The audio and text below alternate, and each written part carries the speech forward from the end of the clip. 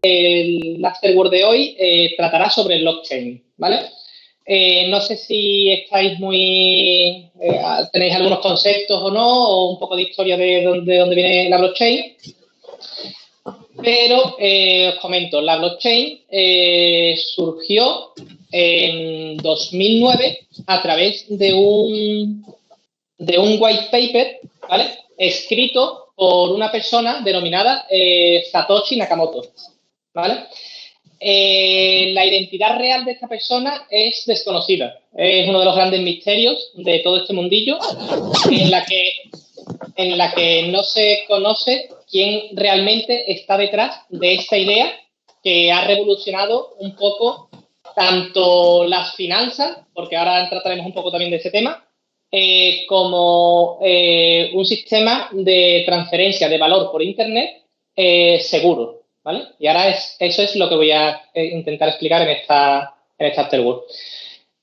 No sé si os suena un poco místico y todo esto de la blockchain y demás, pero este white paper no fue un white paper súper extenso de 100 páginas, ni muchísimo menos. El white paper, que es lo que os voy a intentar resumir aquí de forma visual para que se entiendan los conceptos generales, tiene 9 páginas. De hecho, una se puede descartar porque son referencias y son 8 páginas. En 8 páginas, Satoshi Nakamoto propuso un sistema de intercambio de valor P2P, peer-to-peer, ¿vale? Y es lo que vamos a explicar aquí. La blockchain, por sí sola, es complicada de entender, ¿vale? De hecho, este white paper no explicaba solo la blockchain, sino que también explicaba el intercambio de una criptodivisa, de una moneda digital, ¿vale? A través de esta blockchain. Y por qué este sistema era seguro, ¿vale? En este Afterword vamos a ver, pues, qué es la blockchain y un poco cómo funciona, ¿vale? Entonces, vamos a ver qué es la blockchain. La blockchain, aunque suena muy tonto, no es más que un libro contable. Un libro contable, creo que todo el mundo se imagina cómo es, básicamente es tal persona envía tanto dinero a tal otra persona y eso es un apunte de una libreta. El siguiente apunte, tal otra persona envía tanto dinero a otra persona. Eso es un libro contable, los movimientos que hay entre personas, ¿vale? La blockchain conceptualmente es tan tonto, ¿vale? Como eso, es un libro contable. Pero ¿cómo puede ser ese libro contable tan seguro para que nadie escriba Pepito me envía a mí 100.000 euros? Pues eso es lo que vamos a tratar aquí, ¿vale? Entonces, ¿cómo funciona la blockchain? Voy a empezar a dibujar. La blockchain, para que funcione básicamente, tenemos por una parte los usuarios, ¿vale? Que son los que necesitan transferir valor entre ellos, ¿vale? Voy a hablar de valor, voy a hablar de dinero, voy a hablar de Bitcoin, ¿vale? Al fin y al cabo es transferencia de valor peer-to-peer, ¿vale? Y eso lo hacen a través de escribir unos bloques, ¿vale?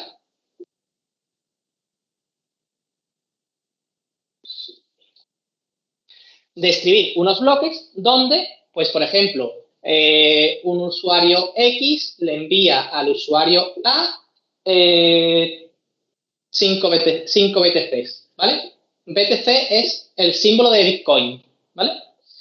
El usuario A le envía al usuario B 3 Bitcoin. El usuario B le envía al usuario C 2 BTC. Y en el bloque 4, por ejemplo, lo estoy simplificando muchísimo, ¿vale? Ahora entraremos un poco más en detalles. El usuario C le envía al usuario A un BTC, ¿vale? Entonces,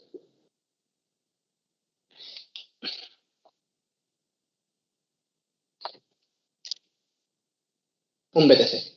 Entonces, ¿por qué es un libro contable? Es un libro contable porque yo puedo recorrer y puedo saber el saldo de cada persona recorriendo todo el flujo de bloques, ¿vale? Y puedo saber y reconstruir cuánto saldo tiene cada persona. En este caso, por ejemplo,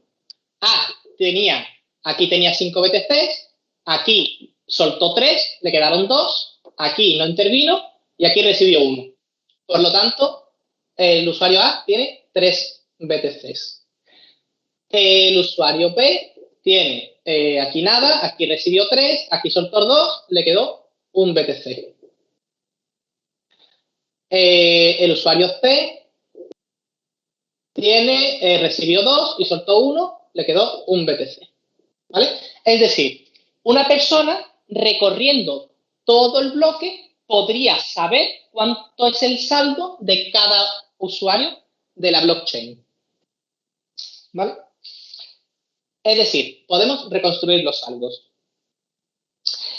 Para explicar cómo se añade un bloque a esta blockchain y cómo funciona todo el proceso de por qué es seguro, cómo alguien no me lo puede hackear para meterse aquí por medio y hacer que me envíe a mí en vez de que se lo envíe a ese saldo, ¿vale? Todo eso lo vamos a explicar imaginándonos qué es lo que va a ocurrir cuando se escriba el bloque quinto, ¿vale? Es decir, hemos supuesto que este es el bloque 1, este es el bloque 2, este es el bloque 3 y este es el bloque 4. Pues, ¿qué ocurriría cuando un usuario quisiese enviarle dinero a otro? ¿Cómo se escribe eso en un supuesto siguiente bloque 5?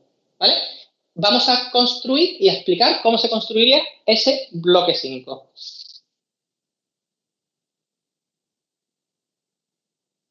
Es decir, ¿cómo podemos hacer que, por ejemplo, este bloque 5, el usuario A no enviara 4 BTCs al usuario B, cuando en realidad tiene 3? Esto no se puede hacer, ¿vale? ¿Cómo se controla eso, ¿vale?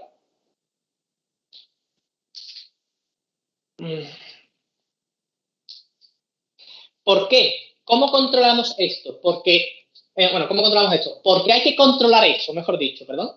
Porque BTC o la blockchain, como he dicho, es un sistema peer-to-peer. Es decir, aquí no existe en ninguna de este contexto, no existe un ente por encima que regule que lo que está ocurriendo sea real o esté bien sea correcto. Es decir, no hay un ente principal que me diga que el usuario A no le puede enviar al usuario B más de 3 BTCs, cuando en realidad solo tiene 3. Eso en un modelo tradicional de intercambio de valor, como pueden ser los bancos tradicionales, es el banco el que se asegura de que tú desde tu cuenta, si solo tienes 100 euros, no puedas enviar 200. No te lo impide el propio banco, ¿vale? Pero ¿quién lo impide aquí? Pues eso es una de las cosas que vamos a intentar responder hoy, ¿vale? Entonces, este sistema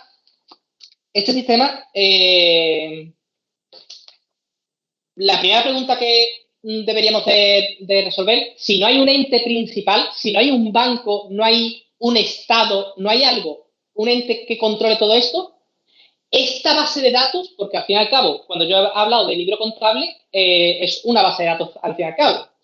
Esta base de datos, ¿dónde se encuentra? Porque no está en un solo sitio, ¿vale? Esta base de datos, ¿vale? Se encuentra en lo que se conocen como los nodos, ¿vale? Lo voy a pintar aquí.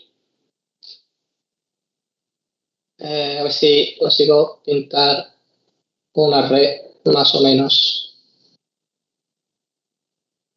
así, ¿vale? Cada nodo, ¿vale? Contiene una copia completa de toda la blockchain, desde el bloque número 1, que se creó en 2009, hasta el bloque, no sé por cuál van, muchos millones de bloques después, hasta el bloque que se acaba de escribir hace unos minutos, ¿vale? ya os adelanto que es que en la blockchain de BTC se escribe un bloque cada 10 minutos, ¿vale? Cada 10 minutos entra un bloque nuevo. Entonces, estos nodos son los que, bueno, perdón, estos nodos, esto es una red, ¿vale? Es decir, todos los nodos están interconectados unos con otros, ¿vale? Esto es una red completa. Todos los nodos están en comunicación con el resto de nodos, a través, obviamente, de Internet, ¿vale?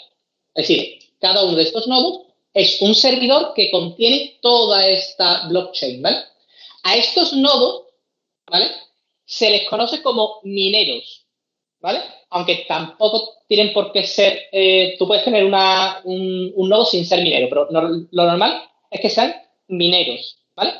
Estas personas, estos servidores, son los que dan soporte a toda la blockchain.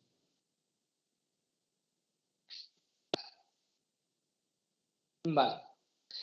Pero a mí me surgen más dudas que ya he ido adelantando antes, que son si para yo saber el saldo que tiene cada persona y saber si puedo o no puedo enviar cierta cantidad de BTCs entre personas, el orden de estos bloques es importante. Es decir, no es lo mismo que el bloque 3 esté aquí a que el bloque 3 esté aquí. ¿Vale? Porque si el bloque 3 estuviese aquí, el usuario B no tendría todavía 3 BTC para poderle enviar 2 al usuario C. Es decir, este orden que hay aquí es importante. Este orden es importante y no se puede modificar. ¿Vale? Entonces, ¿cómo conseguimos que este orden se respete? ¿Vale? Eso es una de las preguntas que vamos a resolver. Voy a poner aquí, por simplificar, ¿vale? Orden. Es decir, ¿cómo respetamos el orden de los bloques? Una vez ya están escritos, ¿cómo puedo evitar yo que uno de estos nodos coja este bloque y lo ponga aquí? Y rompa la cadena de bloques, que de ahí viene su nombre, ¿vale? Blockchain. Pero me surgen más preguntas. ¿Cómo evito que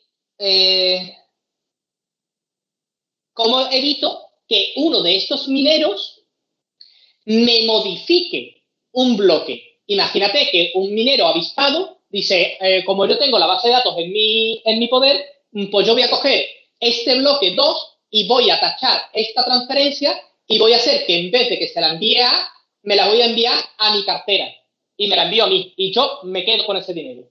¿Cómo podemos evitar esto? ¿Cómo aseguramos la integridad de, de los datos escritos? De que no se van a modificar estos datos. ¿Vale? Esa es otra pregunta. Que es, vamos a ponerla, integridad. ¿Vale? Integridad.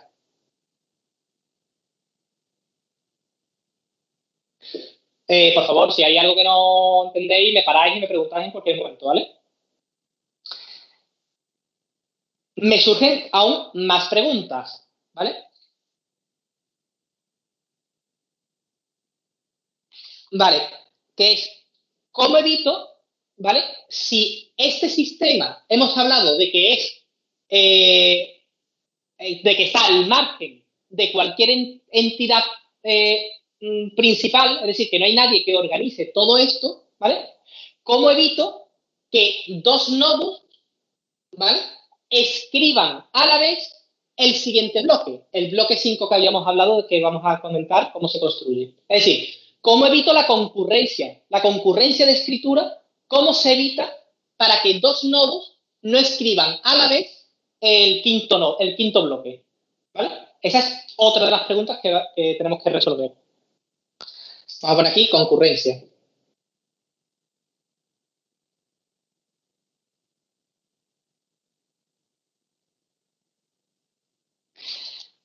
Y aún tenemos una pregunta más. Uy, perdón. Que es, eh, todo esto, todo esto cuesta dinero. Es decir, estos mineros para soportar, o estos nodos para soportar toda esta información, necesitan servidores, necesitan consumo de luz, necesitan recursos, ¿vale?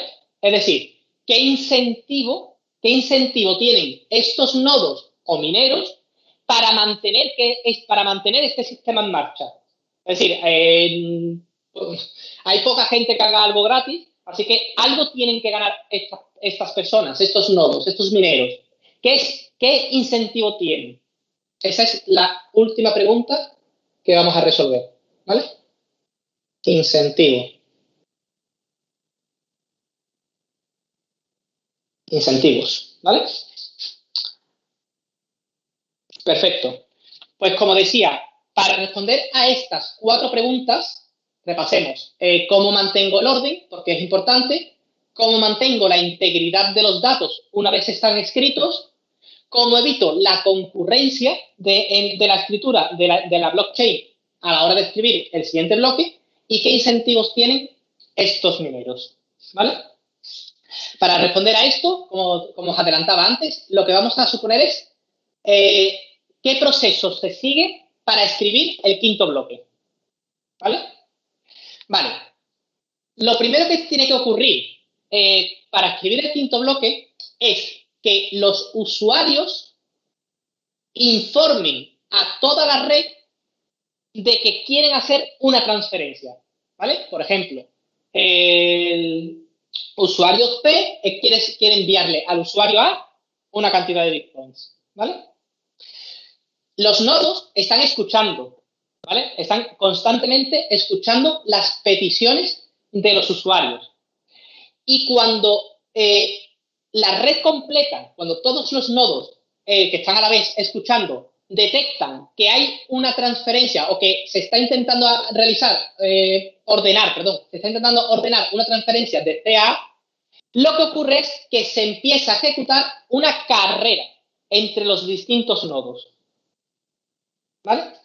Ahora vais a entender por qué hablo de carrera. Como decía, aquí estoy simplificando mucho y los bloques en este supuesto vamos a suponer que un bloque solo contiene una transferencia, ¿vale? En realidad, cada bloque contiene, creo que eran 128 transferencias o algo más, ¿vale? Creo que eran bastantes más. No recuerdo ahora mismo el número exacto. Pero bueno, para simplificar esto, vamos a suponer que un bloque solo lo forma una transferencia, ¿vale? Y vamos a suponer que la transferencia detectada, me cambio de sitio, vamos a suponer que la transferencia detectada, una transferencia desde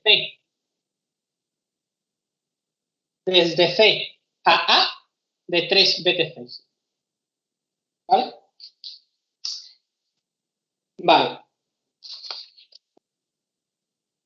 Aquí entramos en un tema que voy a pararme un poquito, ¿vale? Porque creo que es de las pocas cosas técnicas o tecnológicas que voy a contar, ¿vale? ¿Sí?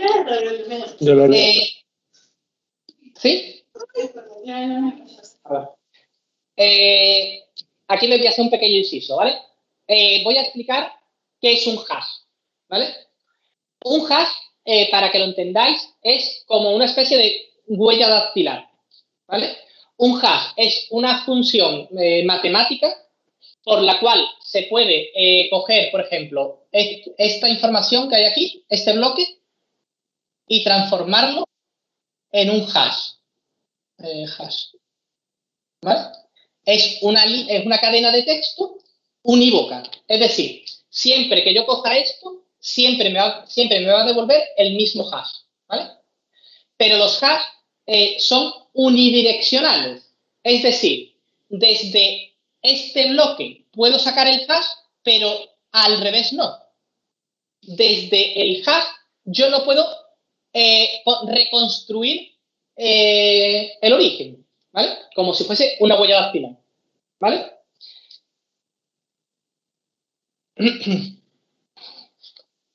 Para los que sí sepan un poco de esto, el hash que se utiliza aquí es el hash 256, ¿vale? Que significa que este string son 256 caracteres, ¿vale? Está compuesto de, perdón, de 256 bits, ¿vale? Lo que contiene es lo que mide este hash, ¿vale? 256 bits. ¿Por qué cuento esto, vale? Porque, volviendo otra vez a qué está ocurriendo, hemos dicho que hemos detectado que el usuario C le quiere enviar al usuario A 3 bitcoins. Bueno, al revés, del usuario A al usuario C, ¿vale? Para que me cumpla que tienen el dinero suficiente. Los mineros están escuchando. Cuando detectan esa transferencia, lo primero que escriben es la cabecera del bloque. ¿Vale? Escriben la cabecera. ¿Y qué contiene esta cabecera? Esta cabecera lo que contiene es el hash del bloque anterior. Es decir,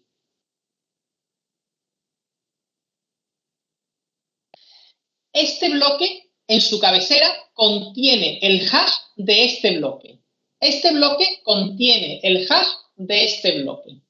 Y esta cabecera, perdón, contiene el hash de este bloque. ¿Vale? Así, de esta forma, a través de esta cabecera,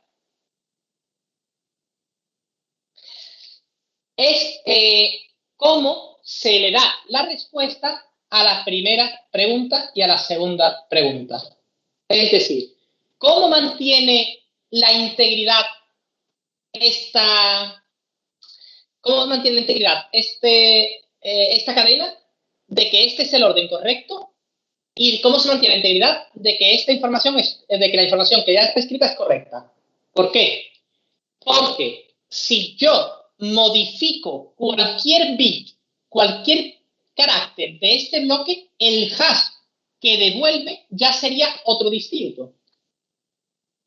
Por lo tanto, si yo modifico, por ejemplo, un bit de aquí, el hash de esto ya no coincidiría con el que está en la cabecera de este bloque. Pero es que a su vez, este bloque, su hash tampoco coincidiría con este bloque de aquí. Y así hasta el último bloque. Es decir, para yo poder modificar algo de este bloque y tachar esta transferencia y cambiarla, tendría que modificar este hash, tenemos que modificar este bloque, el siguiente para modificar su cabecera, el siguiente para modificar su cabecera, el siguiente para modificar, así hasta el infinito. Lo cual los demás nodos se darían cuenta y no lo permitirían, ¿vale? Porque ya no tendrían la misma base de datos, ¿vale? Así, gracias a que el bloque, voy a pintar aquí un bloque grande, este es el bloque quinto. Espera, yo sí que tengo una pregunta. Sí. El primer bloque tiene su hash, pero el primer bloque, no hay bloque anterior para comprobar que... Eso es, correcto. Ahí podría haber... El primer bloque se le conoce, como lógico el nombre, se le conoce como el bloque génesis, ¿vale? El bloque génesis no contiene, esto ya es una curiosidad, no contiene información de transferencias. No contiene información de transferencia porque todavía no existían los usuarios, por así decirlo, ¿vale? Como curiosidad, este primer bloque lo que contiene es un trozo de artículo de un periódico. Es lo que contiene este primer bloque. Se le conoce como génesis. No tiene esta primera cabecera, ¿vale? Porque no hay bloque anterior. No hay bloque cero. Este es el bloque primero de la historia, ¿vale? Tiene aquí, es que no recuerdo, era un artículo también que se eligió a posta. Era algo relacionado con la economía. No recuerdo exactamente qué artículo era, pero era un artículo de un periódico, ¿vale? Bueno, voy a rebobinar un poco, ¿vale? Para contaros, ya que he empezado a hablar de la historia de Bitcoin. Bitcoin salió en 2009, como os he dicho, a través de un white paper escrito por una persona desconocida, y que esta persona lo que buscaba con este sistema era dar respuesta a la crisis del 2008, cuando las personas sufrimos las consecuencias de tener un sistema económico centralizado, de forma que nuestro poder adquisitivo cayó en picado sin nosotros, las personas, poder hacer nada. Por eso, ese fue el origen de que Satoshi Nakamoto, quien sea, o el equipo que sea, porque no se sabe si es una persona o fueron un equipo de personas, lanzaron este sistema. ¿Vale? Por más curiosidades, existe una persona que se hace llamar Satoshi Nakamoto como queriéndose otorgar el logro de todo esto, ¿vale? Pero parece ser que es un fraude, que es mentira y que no es Satoshi Nakamoto ni de coña, ¿vale? Vale. Entonces, ya hemos hablado de que un bloque está formado por la cabecera, que lo que contiene es el bloque anterior, ¿vale? La información del bloque anterior. También hemos dicho que resuelve el tema de la integridad, ¿vale? Porque cambiar un bit de cualquier bloque cambia el hash de todos los siguientes. Por lo tanto, cambiaría toda la cadena y tendríamos otra cadena. Vale. La siguiente parte del bloque serían las transacciones. Aquí, en la siguiente parte, en el cuerpo, si está en la cabecera, esto es el cuerpo, pues en el cuerpo lo que se guardan son las transferencias. En este caso, estamos hablando de que vamos a guardar una transferencia de A a C por valor de 3 BTCs. ¿Vale? Aquí hemos simplificado con una, pero como te decía, aquí hay muchas, ¿vale? Muchas transferencias. Vale, y aquí es donde viene la magia de todo esto, ¿vale? Que es la última parte. Esta parte de aquí. La última parte del bloque lo que contiene es una respuesta a una incógnita, ¿vale? Y aquí es donde viene lo que os decía de la carrera entre los nodos. Aquí es donde está la magia. Y ahora vais a entender por qué.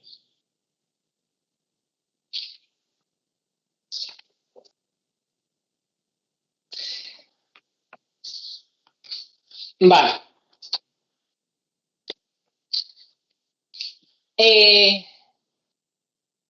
¿Cuál es la incógnita que deberían? Esto es un poquito complicado, ¿vale? Así que, por favor, si alguien no se entera, que me lo repita porque cuesta un poquito verlo al principio. ¿Cuál es la incógnita que los nodos, ¿vale? Porque cuando voy a hacer un poquito de repaso, ¿vale? Primero, los nodos están escuchando, los nodos escuchan que A le quiere enviar a C una serie de cantidad de bitcoins, por lo tanto, todos los nodos a la vez, comienzan a construir el bloque 5, ¿vale? Este es el bloque 5. Y todos a la vez hacen lo mismo. Cogen la cabecera, la construyen a partir del hash del bloque anterior, es decir, calculan este hash, lo guardan en la cabecera, cogen las transferencias, las empiezan a anotar, hasta que se llenan. Cuando se llena este bloque, comienzan a intentar dar la respuesta a esta incógnita. Y ahora, ¿qué incógnita es? La incógnita es, dime, ¿qué texto, ¿vale? ¿Qué texto o qué bits, qué texto, qué caracteres tengo que escribir yo aquí para que el hash de este bloque que estoy construyendo empiece por una cantidad de ceros determinada? Por ejemplo, 30 ceros. Y el resto me da igual. Repasamos. Como os dije, el hash es una función unidireccional. Es decir, a partir de esto, yo siempre obtengo el mismo hash. Pero yo, a partir del hash, no puedo reconstruir lo anterior. ¿Vale? Por lo tanto, como un nodo cómo un nodo o cómo un minero puede saber qué poner aquí para que los 30 primeros caracteres de 256, recordad que esto era un 256 bits, ¿vale? Para que lo sepáis. Estos son 01, 01, 01, 01, 01, 01 y 01, 01, 01. Es decir, ¿cómo puedo saber yo qué tengo que poner aquí para que esto me dé 30 ceros al principio? La respuesta es que no se puede saber.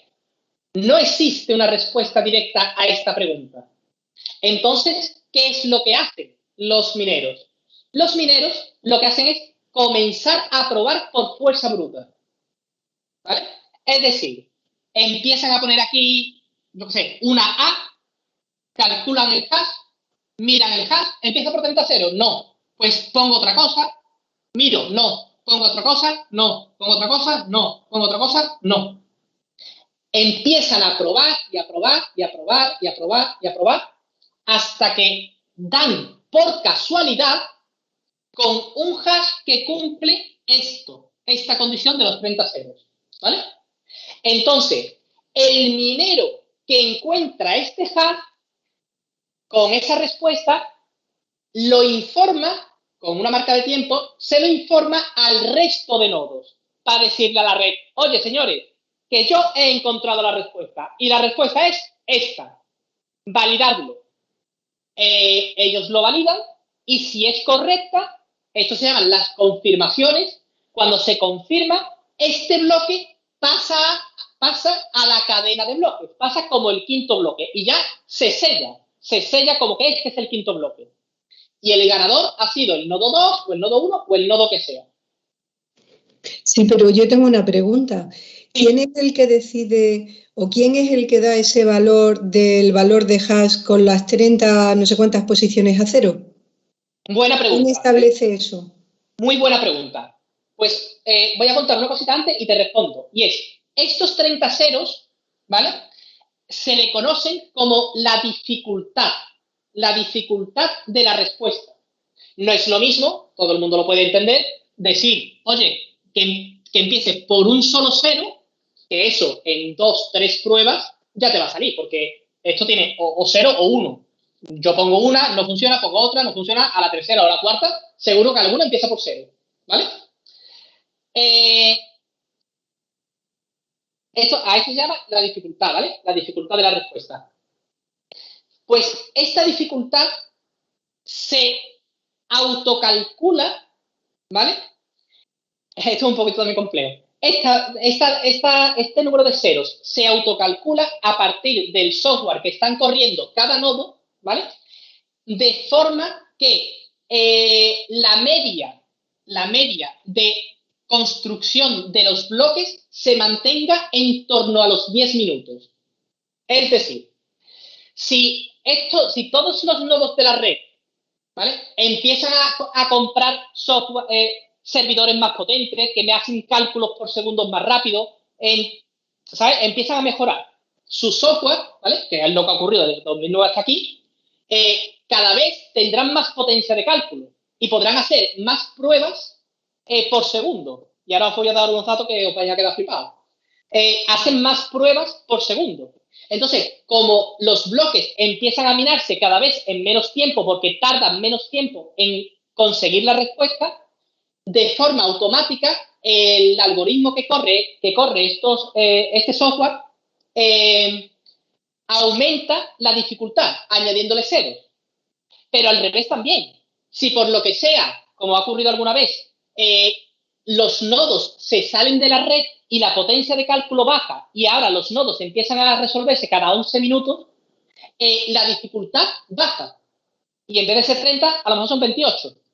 Es decir, el software que corren estos nodos es inteligente y se va adaptando a la potencia de cálculo que existe en toda la red. María, ¿me he explicado? Bueno, así, porque esos servidores que están en esos nodos mineros tienen que tener un equilibrio de potencia entre ellos, entiendo. Tienen que ser Los servidores, ¿no? No tienen por qué. Yo puedo tener un ordenador en mi casa muy básico e intentar mirar. Lo que pasa que para que yo acierte el bloque con mi potencia de cálculo en mi casa, pues, vamos, es más probable que te caiga un meteorito encima de la casa, ¿sabes? Aquí puede haber, este nodo puede tener muchísima potencia. Cuanta más potencia de cálculo tengas, más probabilidad tienes de hallar la respuesta antes que los demás. Cuando yo hablo de que son 10 minutos lo que se tiene que tardar, es la red. A mí me da igual que el que lo haya resuelto es el nodo 2, que es un tío en su casa que ha pegado el pelotazo de su vida y con un ordenador de su casa ha dado con la respuesta, a que lo haya dado el pool que está en China, que es de los más grandes que existen y que hace, bueno, ahora os doy datos, que hace millones y millones y millones de operaciones por segundo. ¿Vale? Esa es la carrera. Esa es la carrera que los mineros tienen cada 10 minutos. Cada 10 minutos se comienza esa carrera. El primero que alcance las respuestas es el que se lleva el premio. Que ahora hablaremos del incentivo. ¿Ahora sí? Sí. Es decir, que a mí me da igual que eso, que este nodo tenga más potencia o menos potencia, o entre un nodo más, o otro, u otro, u otro. Cuanta más potencia entra en la red, por probabilidades, la respuesta se va a alcanzar antes, ¿vale? Entonces, creo que esto se revisaba cada 2 semanas, ¿vale? Esta complejidad, ¿cómo le llamo, leche? Dificultad, ¿vale? Esta dificultad se calcula cada 2 semanas y se calcula a partir del tiempo medio en la que se han construido estos bloques. Si durante las 2 últimas semanas los bloques han tenido una media de 9 minutos, entonces esta dificultad aumenta. Si es 11 minutos, la dificultad baja, ¿vale? Para adaptar siempre al tiempo establecido de los 10 minutos. Sí. Y cuando dice la dificultad, ¿los X bits primero van a ser siempre 0? Sí. Es decir, no va a ser un valor aleatorio, sino que van a ser X primeras posiciones, ya sean 33, 40 o 27, siempre va a ser, la dificultad tiene que ser 0. Lo que correcto. En el hash. Exactamente. Lo que buscan es este cálculo de 30 ceros, 28 ceros, 5 ceros, etcétera, ¿vale? Vale. Y ahora me voy a parar para... ¿Perdona? Sí, dime. Una pregunta, pero entiendo que comentas que dependiendo de cuánto se tarde la dificultad sube o baja, pero entonces siempre van a estar los mismos nodos en X transferencias para que puedan hacer la media. ¿Cómo? Eso no lo he entendido. Vale, yo lo que he entendido, digamos, tenemos 5 nodos, ¿vale? Y si no recuerdo mal, comentabas que a las 2 semanas se revisa para ver la dificultad. Sí. Pero si se revisa es porque estos 5 nodos siempre van a estar funcionando siempre los 5, no se puede incorporar ni uno más ni quitar uno. Sí. Por ejemplo, hoy mismo yo cojo mi ordenador y decido montar un nodo en mi casa. Yo puedo añadir ese nodo a esta red, ¿vale? Mi nodo estará aquí y mi nodo lo primero que hace es traerse una copia de toda la blockchain, de toda la historia, desde el 2009 hasta ahora. Y yo en mi equipo voy a tener una copia de toda la blockchain, ¿vale? Y ahora, desde que yo tengo y activo este nodo, yo paso a participar en esa carrera. Mi nodo se va a empezar a estar a la escucha de nuevas transferencias. En el momento en que haya una transferencia, o cuando se cierre un bloque y se comienza a construir el siguiente, pues mi nodo va a hacer lo mismo que los del resto. Va a escribir esta cabecera, a partir de la anterior, voy a empezar a ir registrando todas las transferencias que voy escuchando, que esas transferencias son las mismas para todos, ¿vale? Es decir, cada uno va a empezar a escribir su propio bloque 5. Este bloque 5, cada nodo va a empezar a escribir el suyo propio. Lo que pasa es que esta parte es común a todos, porque el hash es el mismo para todo el mundo. Esta parte es, ahora lo entenderéis, casi igual para todo el mundo. ¿Por qué? Porque esto, lo que voy registrando son las transferencias entre los usuarios, las que están ordenando, ¿vale? Y lo único que varía y que nadie sabe es esto, y es donde está la carrera. ¿vale? Aquí es donde cuando empiezan a probar. Una vez que ya está esto cerrado y está esto cerrado, entonces cuando empiezo a construir esto. Y para construir esto necesito hacer el hash de todo, comprobar esto. No me vale. Pruebo con otra respuesta. Hash de todo. ¿Cumple esto? No. Otra vez. Y así, segundo tras segundo. ¿Comprendido ahora? Sí, gracias. Es que es un tema complejo, ¿eh? No es algo trivial. Y aquí voy a hacer una pequeña parada y además me gusta que me hagan preguntas, a ver si así también se animan otras personas. Dime. Yo tengo otra. Si tú al final estás aumentando la complejidad o la dificultad de la respuesta, entonces el número de unos y ceros que puede ir en el bloque derecho lo vas a limitar. ¿Aquí? Sí. Con lo cual... Aquí da igual lo que haga. Sí, pero me refiero, si tú dices 30 o dices luego 100, por ejemplo, sí. en ceros, luego vas a tener 156 posibilidades de... Bueno, 156. Sí. De ceros o unos. Entonces, al final, no te puede pasar que tengas duplicidad de hash, porque al final, si estás limitando si estás obligando a que toda la cadena izquierda tenga ceros, sí, tú dices, a mayor cadena, más posibilidades de que haya una correcto. No recuerdo la palabra exactamente cómo se llama, pero es como que hay un choque de hash, o algo así, es que no recuerdo. Exactamente, una colisión. Una colisión, eso, justo, gracias. Sí, efectivamente, tienes razón. Es decir, que nada impide que el hash del bloque 2 sea igual al hash del bloque 3.887.000, ¿sabes? Eso no pasa nada. Es decir, que se repitan este hash con un hash que va a estar 3 millones de posiciones para allá, no es importante, ¿vale? Porque ese hash será el de aquí y este será el de aquí. Ya que te coincida que 3 hashes sean iguales, eso ya sí que es prácticamente imposible, ¿sabes? Pero entonces, si tú quisieras piratear o hackear la cadena, si te metes, por ejemplo, en el caso del 2, sería simplemente intentar que, pues no sé qué pones, que veo un poco mal con el navegador, pones AB y ponías AI, ¿no? Pues sería que AI, al final, conseguir el mismo hash que tienes en la cadena y si lo consigues, podrías intentar meter ese bloque dentro y entonces, al tener el mismo hash, sí que podrías hacer la puñeta, ¿no? No exactamente, y por varias razones, y entre ellas es una que os voy a contar ahora que viene aquí, ¿vale? Que es la primera transferencia de todas. Ahora te voy a explicar cuál es esta, ¿vale?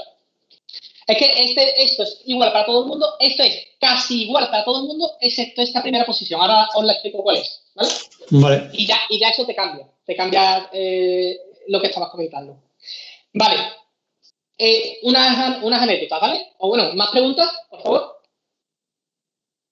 Vale. Algunas curiosidades, ¿vale? De todo esto. Bueno, no me gusta mucho esta, pero bueno, es que estoy obligado a difusión, ¿vale? ¿A qué precio ha llegado el Bitcoin? El Bitcoin a día de hoy cotiza a $37.000. A 36 creo que está ahora mismo. O lo puedo mirar en el móvil, pero lo tengo por ahí.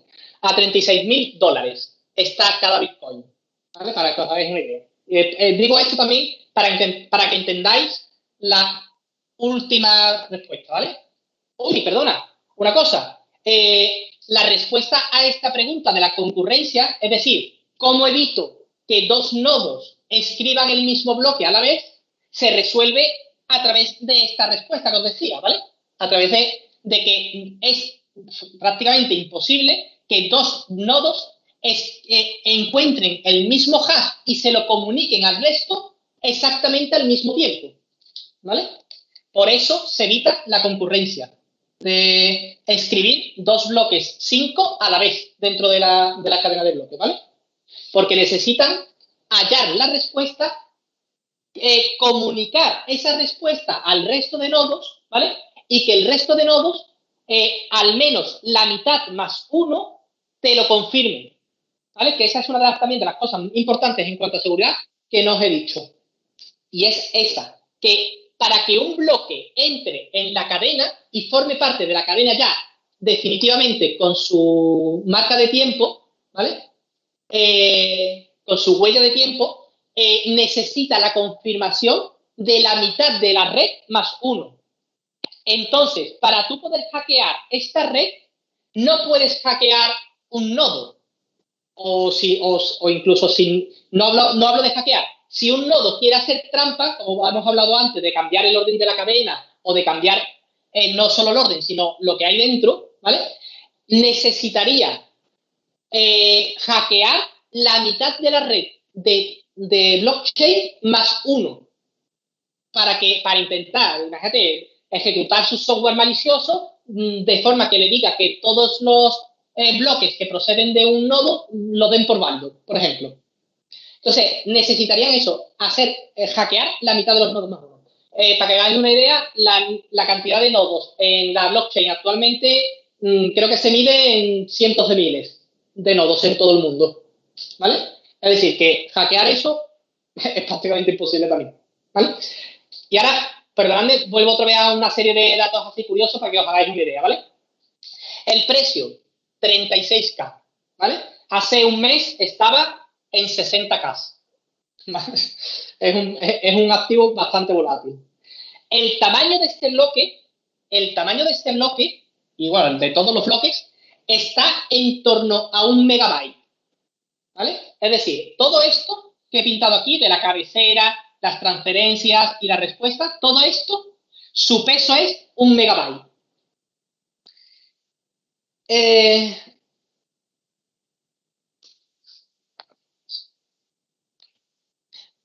Vale, este es el dato que quería daros, que a mí me sorprende muchísimo. La potencia de cálculo de toda la red de Bitcoin puede ser, y no digo que lo es porque no tengo los datos así se acierta, pero os diría que la red de Bitcoin actualmente puede ser, si no lo es, le falta el canto un duro, es el sistema de cálculo más potente de la historia de la humanidad. Toda esta red de nodos ejecuta a día de hoy más de 150 millones de terahashes por segundo. Cuando se habla de terahashes, es un tera de hashes, y un hash es el probar una vez hecho, ¿vale? Cuando se habla de terahashes es que entre todos, el probar, el hacer este cálculo y sacar el hash y comprobar si es correcto o no, eso es un hash. Pues terahashes son 1 tera de hashes. Casi un trillón. Y de todo eso son 150 trillones de operaciones por segundo. Por segundo. La cantidad de energía que consume toda la red de Bitcoin también os podéis imaginar cómo es, ¿vale? De hecho, hace poco ha salido esa noticia que es como negativo de que se está gastando mucha luz y mucha electricidad en esta red. Imaginaros, para dar respuesta a toda esta potencia de cálculo. 150 millones de terahashes. Es brutal. Vale. Y la dificultad actual, esta dificultad actual es de 19. Para que lo sepáis. De 19 ceros. ¿Vale? Esa es la dificultad actual. Obviamente, como cada vez hay más nodos y cada vez la potencia de cálculo es mayor, poco a poco este número pues va aumentando. ¿Vale?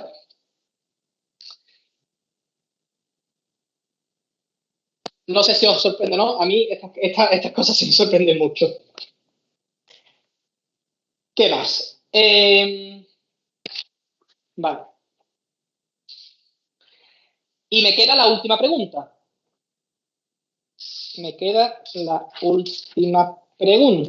Aquí. Que era, bueno, ¿qué gana? ¿Qué incentivo hay para que esta red de nodos que hemos visto que se gastan millonadas en... otra curiosidad, los elementos actuales, hardware, que más rápido hacen este tipo de cálculos son las tarjetas gráficas, ¿vale? Un nodo,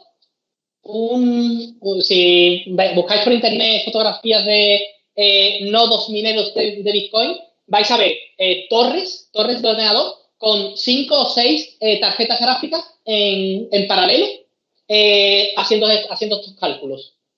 Nvidia tiene una gama una línea solo de tarjetas gráficas para la minería. Esto se llama minar, ¿vale? Entonces, como decía, ¿qué incentivo tiene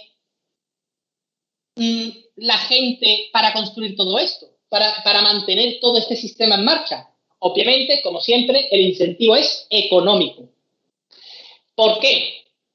Y ahora retomo una pregunta que me hizo un compañero antes, que es cuando un nodo comienza a escribir su propia versión del bloque 5 y empieza a escuchar las transacciones y a buscar la respuesta, ese nodo, la primera transacción que graba en el cuerpo es una transacción especial que se llama, que la voy a representar como una X, que es de X hacia mí mismo, ¿vale? Hacia mí mismo, de una cantidad de BTCs concretas, ¿vale? Esta X es el sistema. Y ahora os explico otra cosita para que lo entendáis. El número de bitcoins en circulación está limitado. Ahora mismo, todos los bitcoins que en algún momento de la historia van a existir en circulación está limitado. Todavía no hemos llegado a ese límite. Ese límite son 21 millones de bitcoins. Este es el máximo de bitcoins que va a existir en circulación. Cuando los mineros consiguen escribir un bloque en la cadena, lo que consiguen es extraer de estos 21 millones una parte y meterla en circulación. Es como el análogo, que por eso se llaman mineros, es el que un minero ha cogido el pico, le ha pegado un martillazo a la pared y ha encontrado una pepita de oro. Esa pepita de oro la coge, es suya y ya está dentro de la red. Ese minero pues la venderá, la intercambiará por algún servicio o lo que sea. Y ya ese Bitcoin pasa a estar dentro de la red, ¿vale? Entonces, ¿cuánto es la recompensa? Es decir, esta recompensa, ¿de cuántos Bitcoins son? A día de hoy, la recompensa de estos Bitcoins son 6,25 Bitcoins. ¿Vale? 6,25 Bitcoins. Cuando yo escribí mi chuleta, el Bitcoin estaba a 37K, ¿vale? A $37.000. Estamos hablando de que cada 10 minutos que se construye un bloque, todos estos mineros se están sorteando, el que primero llegue es el que lo consigue, 231.000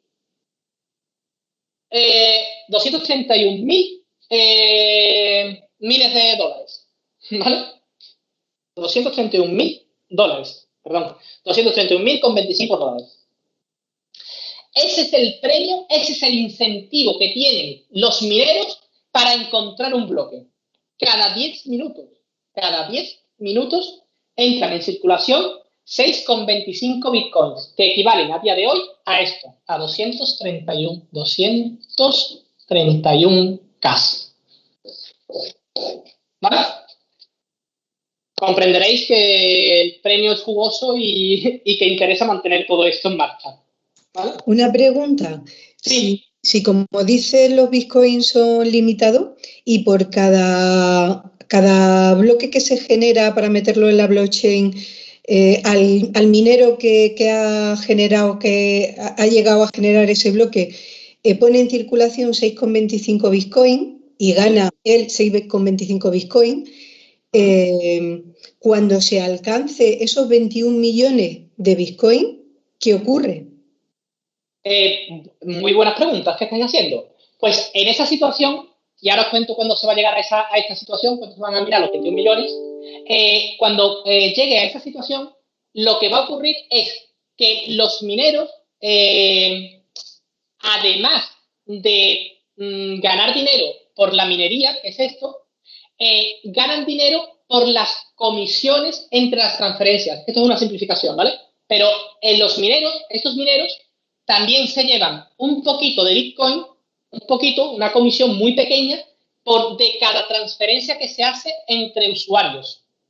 Entonces, cuando ya se terminen de minar todos estos Bitcoins, la red se va a mantener gracias a que esos mineros van a seguir percibiendo unas comisiones por procesar todas esas transacciones. ¿Vale? Ahora mismo pesa más el conseguir esta recompensa de los 6,21 de lo que vale, de lo que se gana en comisiones. Pero conforme el Bitcoin cada vez se gane menos, lo que se gane por comisiones va a ser mayor, ¿vale? ¿Y qué número de Bitcoin hay en circulación ahora? De esos 21 millones, ¿sabes qué volumen de Bitcoin hay? Ahora mismo, si no recuerdo mal, estaban minados unos 19 millones, ¿vale? Lo que pasa es que de estos 19 millones hay cálculos y hay estimaciones, no se sabe nunca el valor exacto. Hay una serie, no sé cuánto es, creo que eran 2, 3, 4 millones de Bitcoin que se han perdido. ¿Cómo se puede perder un Bitcoin? No sé si habéis visto Big Bang Theory, pero hay un capítulo de Big Bang Theory dedicado al Bitcoin, donde se ve como al principio de los tiempos, en 2010, 2011, la red de nodos que había era muy pequeña y la gente podía minar Bitcoin desde su casa, desde su portátil, podía minar Bitcoin, ¿vale? Pero esas personas y esos portátiles, esos ordenadores, mucha gente pues los abandonó, los dejó, los perdió, ¿vale? Y es curioso porque cada cierto tiempo sale una noticia de tal persona que en 2010 tenía 10.000 Bitcoins, no recuerda su contraseña. y hay personas con un montón de Bitcoins que se han perdido, ¿vale? No sé si alguien recuerda ese capítulo de Big Bang Theory, que están buscando el portátil de Howard, creo que sí, de Howard. Pues ahora mismo son esta cantidad. El Bitcoin es una moneda fraccionaria, ¿vale? Es decir, yo no necesito moverme moviendo unidades completas de Bitcoin. Bitcoin tiene hasta 18 decimales, ¿vale? Hasta 18 decimales se puede mover en Bitcoins. Una persona le puede enviar a otra 0,0000000, 18 ceros, 17 ceros, perdón, y un 1. Esa es la unidad mínima de Bitcoins que se pueden transferir. Es decir, que no necesitas mover un Bitcoin completo. El que tenga un Bitcoin a día de hoy, enhorabuena, porque ahora mismo tiene 37.000 dólares. ¿Vale? Más cositas, más curiosidades, más cosas para comentaros. Esta recompensa de los 6,25 va disminuyendo, ¿vale? Estos 6,25 al principio no eran 6,25, creo que eran 50, por lo menos, no recuerdo exactamente cuál era la cifra exacta. Eran o 25 o 50, creo que eran, no recuerdo exactamente cuánto eran. Esta recompensa va disminuyendo cada 4 años. Eso está establecido. El software que se ejecuta aquí establece que cuando se llegue al bloque número X, el día que se llegue a ese bloque, el siguiente ya no será 6,25, será la mitad. Será 3,125. ¿Vale? 4 años después, estos 3,25 se convertirán en 1,6 no sé qué, no sé cuánto. ¿Vale? A los 4 años siguientes será la mitad. Y así, ¿vale? Al revés también, hace 4 años, porque este año el año pasado fue año de halving, que es como se llama al proceso de que te doy X y halving en la mitad, de que pasas de que ganas X a que ganas la mitad. Antes eran 2,5, ¿vale? Antes eran 2,5 y el halving anterior eran 25, ¿vale? Y creo que este fue el inicio. Al principio eran 25, luego eran 2,5, ahora son 6,25, dentro de 4 años serán 3,25 tal. Es decir, los que conocen, los que saben un poco de finanzas, se habrán dado cuenta que Bitcoin es una moneda deflacionaria. Es decir, que como tiene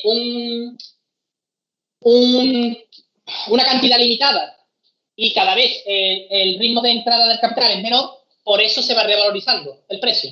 ¿Vale? Vale. Otra curiosidad. ¿Cuándo vamos a llegar a estos 21 millones? Eso se sabe. ¿Cuándo vamos a llegar a los 21 millones? Porque como los bloques se minan cada 10 minutos, sabemos cuántos bloques quedan para poder llegar a minar estos 21 millones. La fecha exacta no me la sé, pero el año sí. Es en el 2140.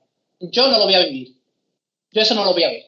Pero en el 2140, Bitcoin se terminará de minar. En ese año, todos los Bitcoins, los 21 millones, estarán en circulación.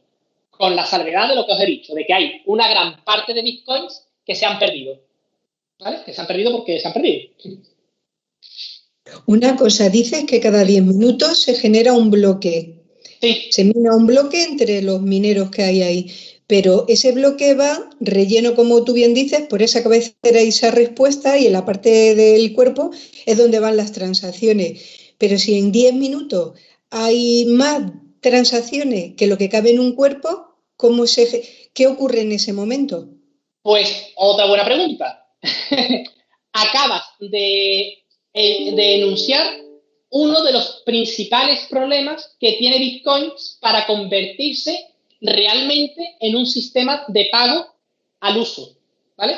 Es decir, este blockchain, BTC y blockchain nació con el objetivo de poder ir a comprar el pan y pagar con bitcoins el pan, ¿vale?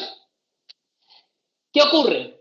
Que debido a la limitación de 1 mega y a la limitación en la generación de estos bloques, el número de transacciones por minuto que se pueden ejecutar dentro de blockchain, aunque parece alto, a nivel mundial no es suficiente. No, es que no tengo los datos, por eso no quiero decir datos inventados. No me sé los números, pero el número de transacciones que se pueden ejecutar en Bitcoin al minuto, a lo mejor son, me voy a inventar un número redondo, 100. Cuando, por ejemplo, un sistema como Visa Electronic, la tarjeta de crédito Visa, procesa cada minuto a nivel mundial, pues 1000, ¿vale? Es decir, Bitcoin tiene un problema de escalabilidad, ¿vale? Debido a eso, es que no sé si hay aquí gente que le guste las criptomonedas, pero bueno, debido a este problema, han surgido muchísimas copias de Bitcoin, muchísimas, que lo que buscan es arreglar ese tipo de problemas. Y hay muchísimas otras blockchains que no son de Bitcoin, que son de Ethereum, que son de Bitcoin Cash, hay miles de criptomonedas, ¿vale? Que lo que buscan precisamente es solventar todo ese tipo de problemas, ¿vale? Sí, pero al final la que tiene fuerza es Bitcoin, ¿no? Sí, no es Ethereum, aunque algunas están creciendo, la que tiene fuerza al final es Bitcoin. Correcto. Para mí, si me preguntas a mí como criptolover,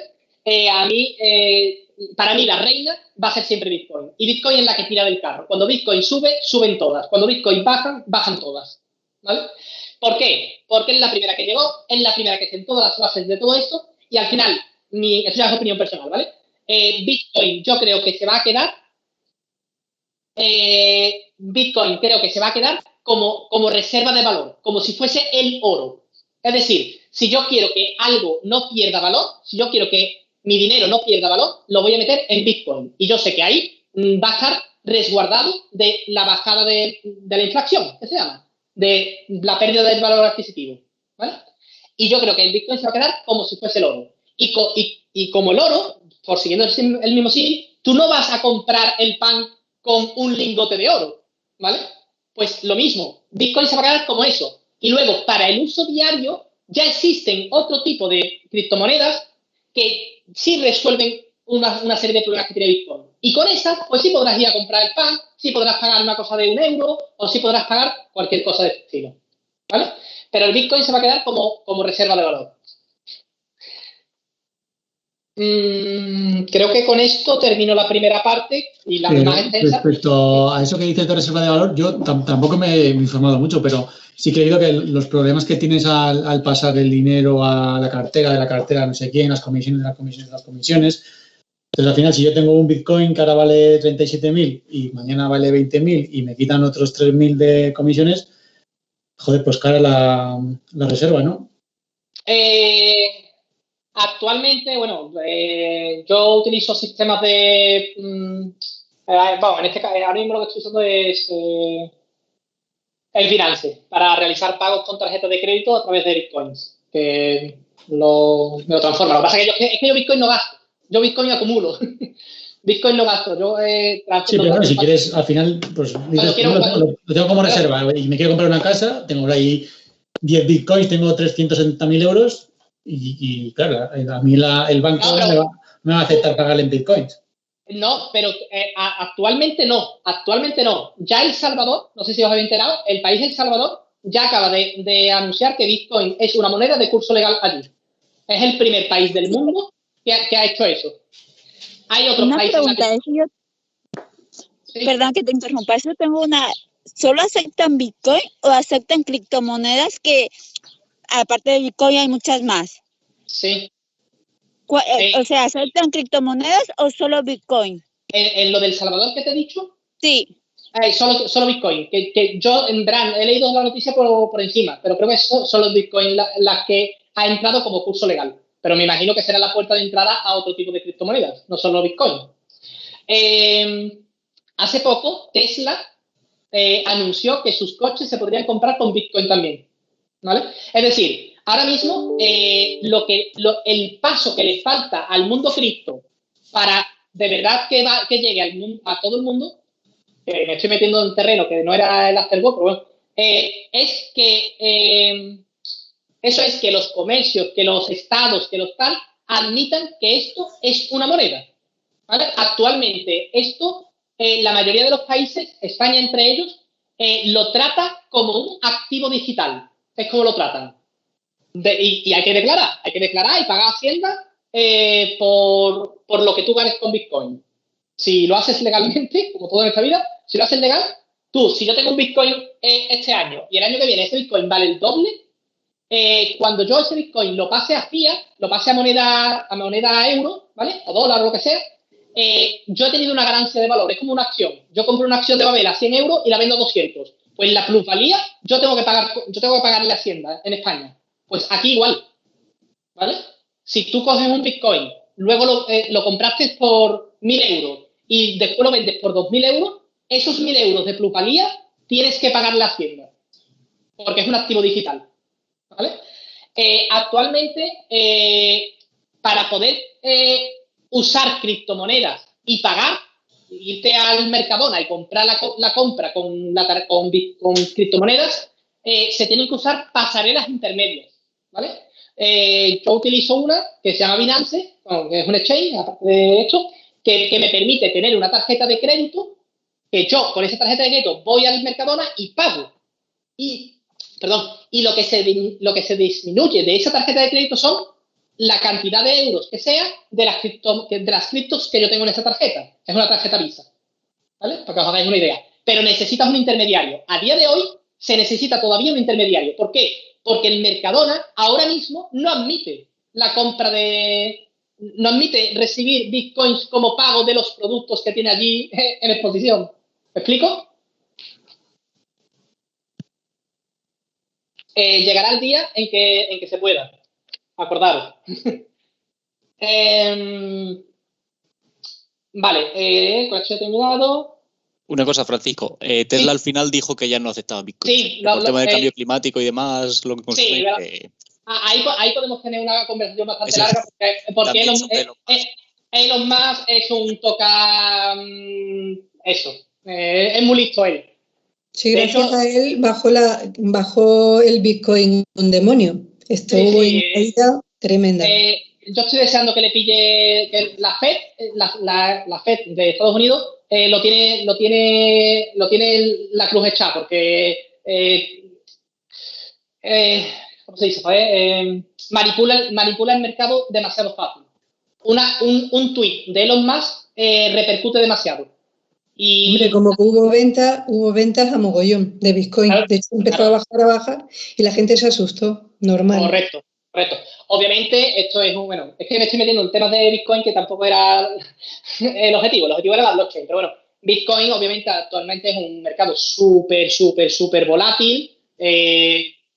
Vamos. Sí, sí, no, estoy contigo. Y está haciendo mucho daño. Este tío, Elon Musk, está haciendo mucho daño al mundo cripto, ¿vale? A la gente que se lo quiere tomar en serio y que lo ve como una oportunidad.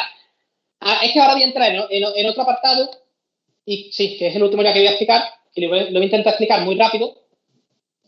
Vais a ver que esto, sobre todo es que es un tema un poquito peliagudo, pero en países que no están quizás tan avanzados democráticamente, como puede ser a lo mejor Occidente, países más tipo Latinoamérica, Venezuela, tal, donde el Estado en cualquier momento te puede impedir el acceso a tu dinero porque tiene el control del banco y lo tiene el control de todo, el mundo cripto está salvando a mucha economía de allí.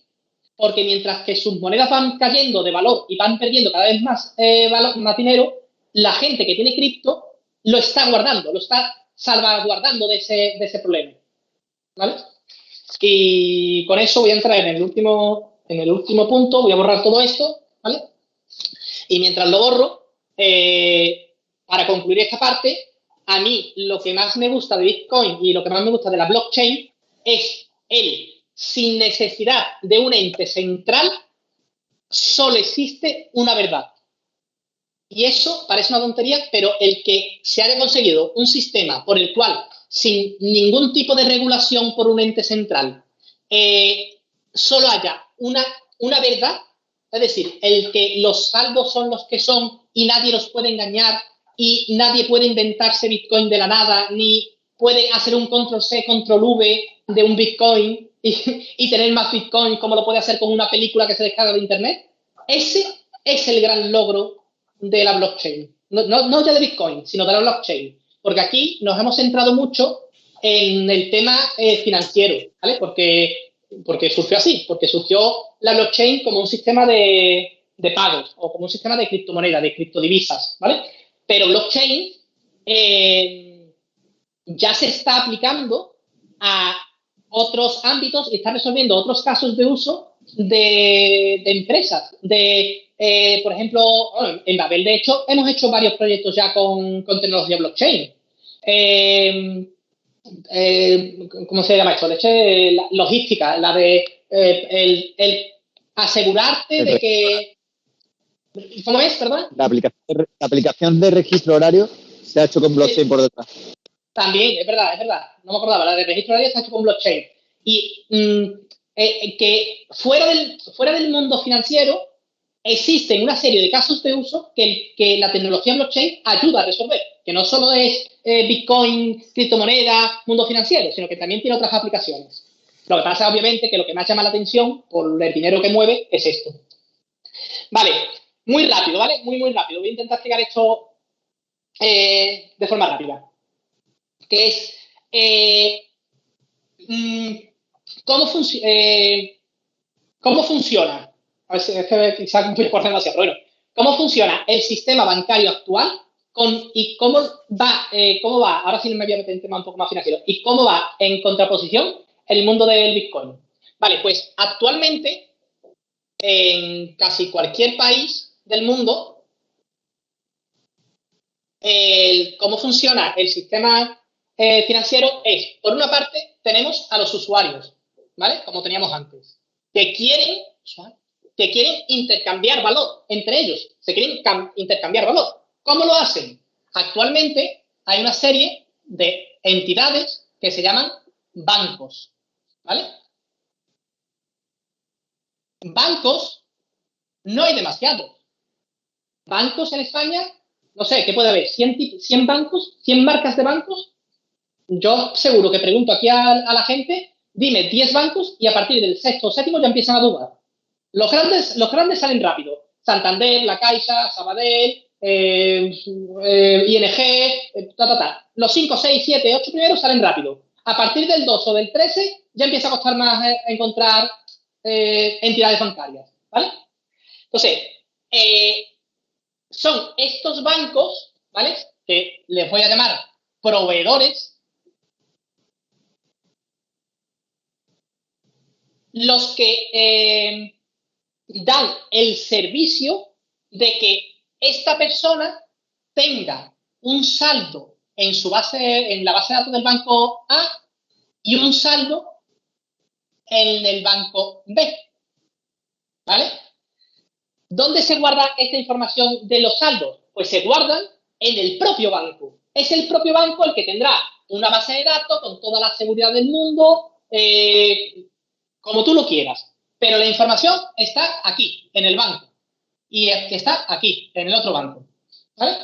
Entonces, cuando A quiere enviarle dinero a B, es el banco el que dice, oye, quiero enviarle 100 euros.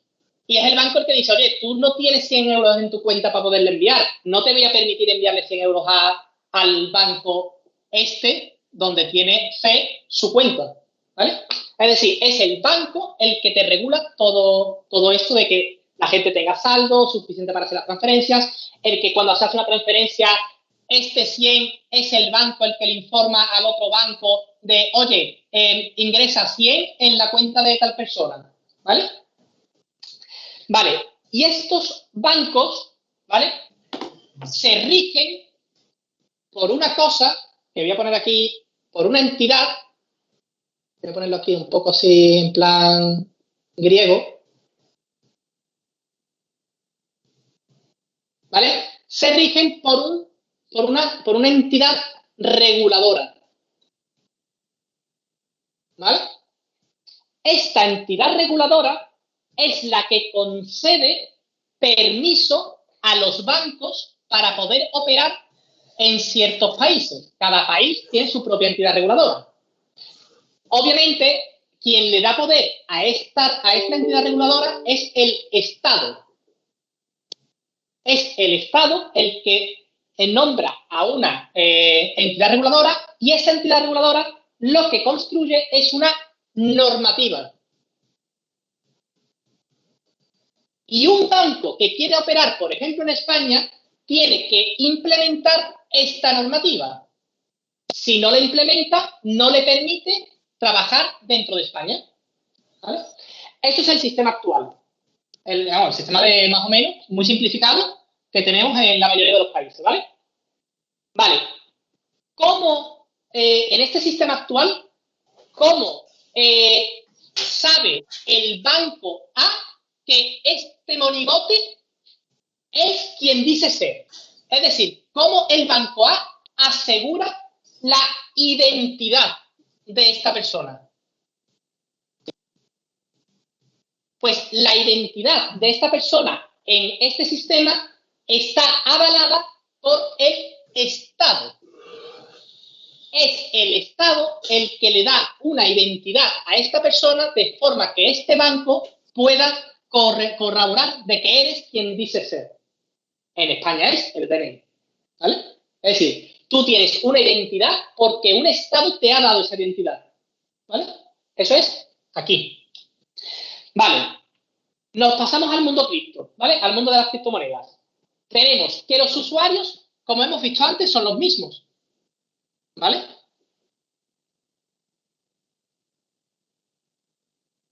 ¿Vale? Los usuarios son los mismos. Entonces, no me voy a enrollar más. Aquí tenemos, voy a simplificar, voy a reducir esto porque me enrollo mucho. Aquí tenemos la red de Bitcoin, que hemos hablado antes, ¿vale? Con los mineros, ¿vale? Que es la blockchain. Entonces, ¿cómo? Que en este caso, ya es que lo voy a ir un poquito más rápido. Tenemos los usuarios que son los mismos. ¿Quién es el proveedor en este sistema que permite hacer las transferencias? Pues es la red de mineros. Es la blockchain, es el proveedor de este sistema, ¿vale? ¿Y cómo se identifica este usuario en esta blockchain? ¿Vale? Vale, existe una cosa en el mundo cripto que se llaman las wallets, que es un nombre muy mal elegido, pero bueno. Wallet, ¿vale? Los usuarios lo que tienen son las wallets. Es que esto lleva mucha confusión porque la gente se cree que los bitcoins los tiene a lo mejor en su wallet, en su carterita o en su ordenador. Y los bitcoins nunca están en tu wallet. Los bitcoins siempre están dentro de la blockchain. Lo que te da la wallet es una llave, un acceso para poder ver dentro de esta base de datos cuál es tu saldo. ¿Vale? Eso es la wallet. La wallet no es una cartera, es una llave. De hecho, son dos llaves. Una llave pública y una llave privada. ¿Vale? Lo represento como una llave y un candado. ¿Vale? Esta es la llave pública y esta es la clave privada.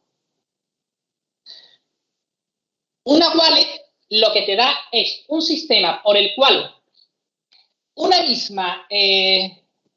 perdón, que le he cambiado, que me he equivocado. Que me he dado la vuelta.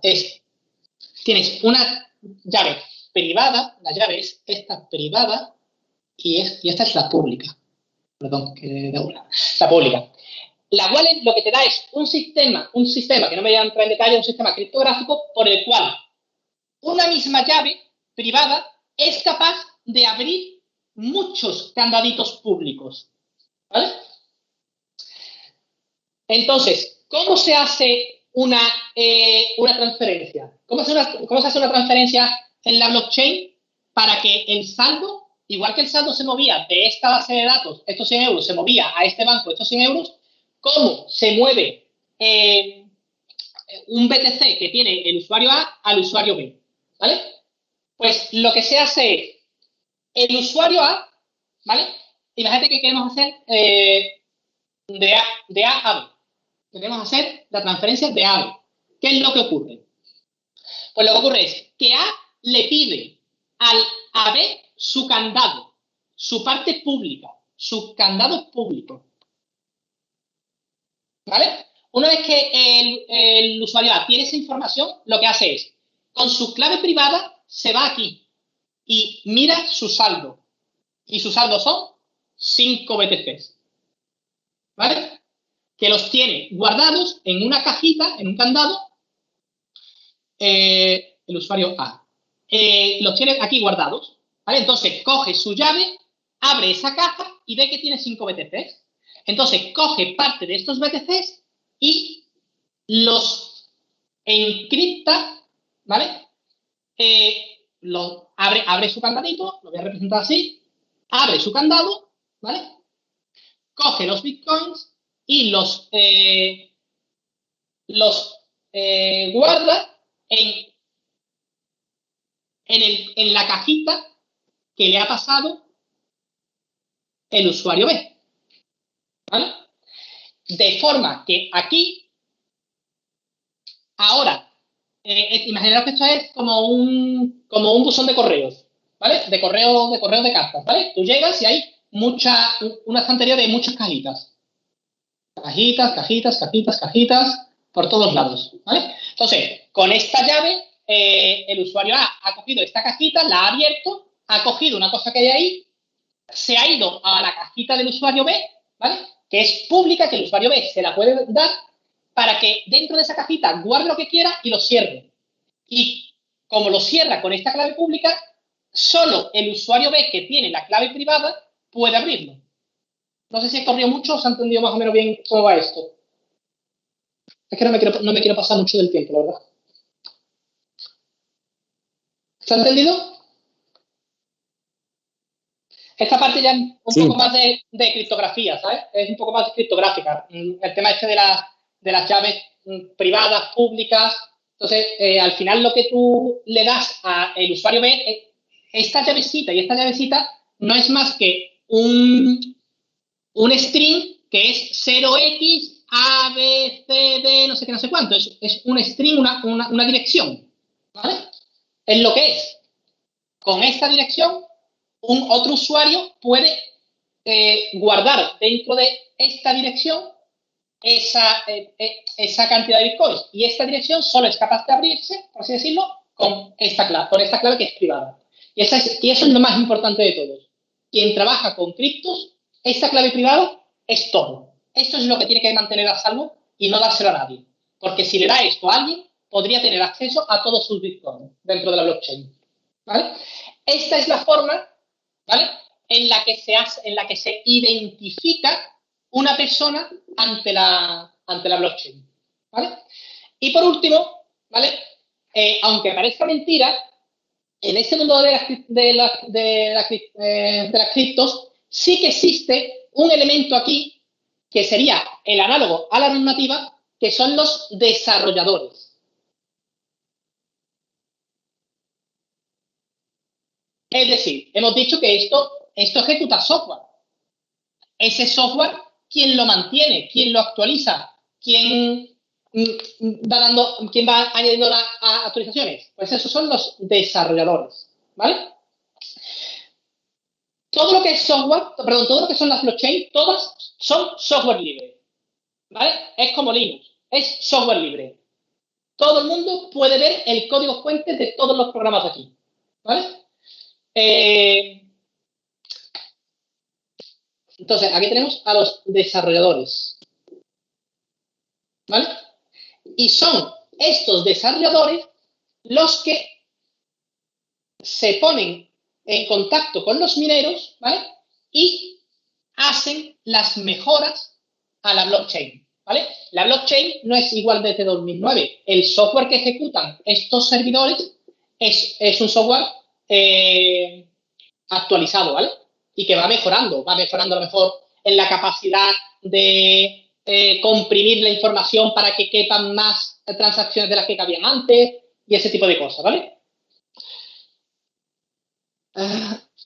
Vale, eso es, vale. Y para terminar, estos desarrolladores, ¿vale?,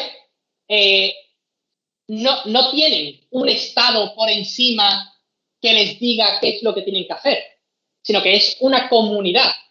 Esta comunidad, para poder meter algo a la blockchain, tienen que llegar a un acuerdo, ¿vale? Se tienen que poner de acuerdo entre todos para, por consenso, llegar a nuevas mejoras e implementar esas mejoras. Pero son personas. ¿Qué ocurre cuando un grupo de desarrolladores, este grupo distinto a este grupo, opinan distinto? ¿Vale? ¿Qué ocurre ahí? Pues lo que ocurre cuando no existe acuerdo, ¿vale?, cuando no existe consenso, ¿vale?, cuando no existe consenso, lo que ocurre normalmente, muchas veces, es que el proyecto le ocurre un fork, ¿vale?, que es como se llama todo informático. El proyecto blockchain, por ejemplo, el proyecto BTC, por ejemplo, tiene un fork. Es decir, durante cierto tiempo, la línea de tiempo era común para todos, pero llega un momento en que se bifurca en dos proyectos distintos, ¿vale? Esto ha ocurrido con Bitcoin varias veces, ¿vale? ¿Y qué ocurre con la cadena de bloques? Pues con la cadena de bloques lo que ocurre es que la cadena de bloques es la misma para todo el mundo hasta aquí, pero luego se divide en dos cadenas de bloques distintas, con distintos bloques, pero el token o la moneda que tiene cada una de estas cadenas de bloques, de estos forks, ya son distintas. A lo mejor esta es BTC y esta a lo mejor es BCH, Bitcoin Cash, ¿vale?, que es una de los forks que tuvo Bitcoin, ¿vale? Esto es lo que ocurre cuando la comunidad no se pone de acuerdo, porque no hay, mejor dicho, un estado que lo controle. Y de ahí surge el que de una moneda se pueda dividir en dos. Y luego, estas comunidades de desarrolladores lo que intentan es convencer a los mineros de que su versión del software es mejor que la del resto, porque lo que quieren al final los desarrolladores es una red que sustente ese proyecto. Como hemos hablado antes, sin los mineros no existiría blockchain, no habría nadie que sostuviera esa red.